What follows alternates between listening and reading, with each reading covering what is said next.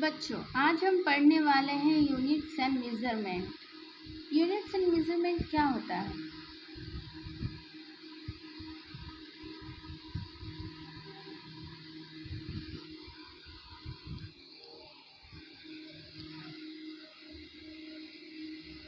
In physics, we are to deal with a large number of physical quantities: length, mass, time, velocity, force, pressure, etc.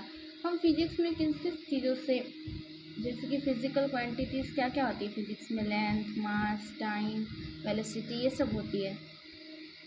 ये quantities हमें clear understanding देती है। ये quantity से हमें पता चलता है कि कोई भी चीज़ कितनी है, उसका क्वांटिटी कितना है। हम उस सबको उसका जो हम एक्सप्रेस करते हैं, उसकी क्वांटिटी को जो हम एक्सप्रेस करते हैं, उसी को मेजरमेंट कहा जाता है। इसी रीज़न की वजह से फिजिक्स को हम साइंस ऑफ मेजरमेंट भी कहते हैं। Science of measurement. There were several systems of units in use over the years. For example, the unit of length was foot in British system.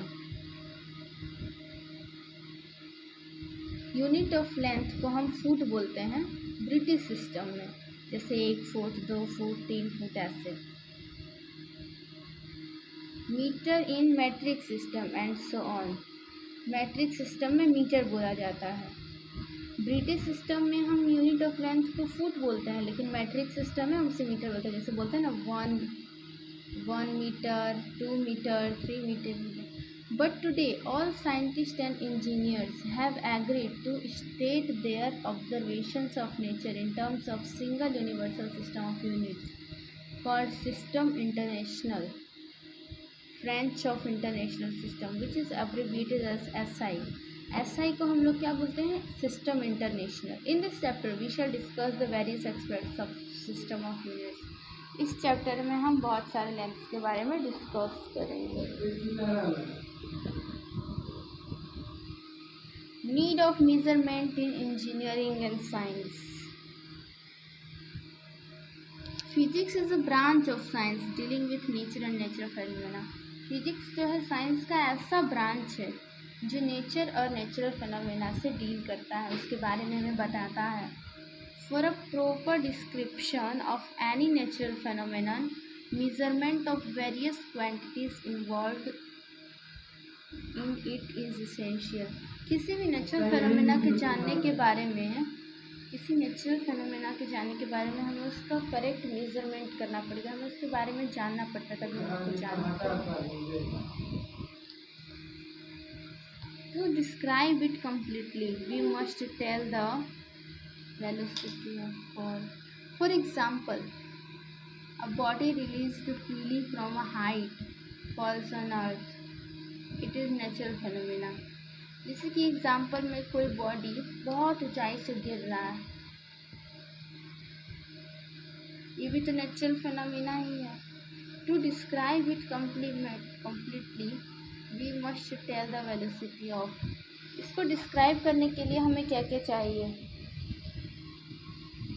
इसके वेलोसिटी ऑफ फॉल चाहिए, the time taken, उसमें कितना time लगा है, the dependence of time taken on height and on the mass of the body and so on. उसका mass चाहिए, उसका height चाहिए और भी कुछ चाहिए। It means that the measurement of distance, mass and time is necessary. इसका मतलब क्या है? डिस्टेंस, मास, टाइम का मेजरमेंट बहुत ही ज़्यादा नेसेसरी है, बहुत ज़्यादा। We can find the speed if we can measure the distance travelled and time taken to travel that distance. हमें स्पीड कैसे पता चलेगा? अगर हमें डिस्टेंस और टाइम टेकन पता रहेगा तब हम स्पीड का मेजरमेंट निकाल सकते हैं। In order to find the acceleration produced in body, we should know the magnitude of force acting on the body and mass of the body. Acceleration के लिए, किसी भी बॉडी का एक्सेलरेशन निकालने के लिए हमें उसका फोर्स, हमें उस बॉडी का फोर्स, वो बॉडी कितना फोर्स प्रोड्यूस कर रहा है, और उसका मास पता होना चाहिए। Again we can find pressure if we measure the force acting and the area over which our force acts. हमें अगर प्रेशर जानना है किसी बॉडी का तो हमें उसके लिए फोर्स जानना ज़रूरी है और एरिया जानना ज़रूरी है. Thus we can say that physics is a science of measurement. इसीलिए हम फिजिक्स को साइंस ऑफ मेजरमेंट कहते हैं. Lord Kelvin William Thomson once said, "When you can measure what you are speaking about and express it in numbers." Lord Kelvin ने कहा है कि जब आप मेज़र कर सकते हैं जो आप बोल रहे हैं आप उसको मेज़र कर सकते हैं, उसको नंबर्स में एक्सप्रेस कर सकते हैं. Then you know something about it. इसका मतलब है कि हमें उसके बारे में कुछ पता है. But when you cannot express it in numbers, your knowledge is of a meagre and unsatisfactory kind. लेकिन जब आप उसको नंबर्स में एक्सप्रेस नहीं कर सकते, इसका मतलब आपका वो नॉलेज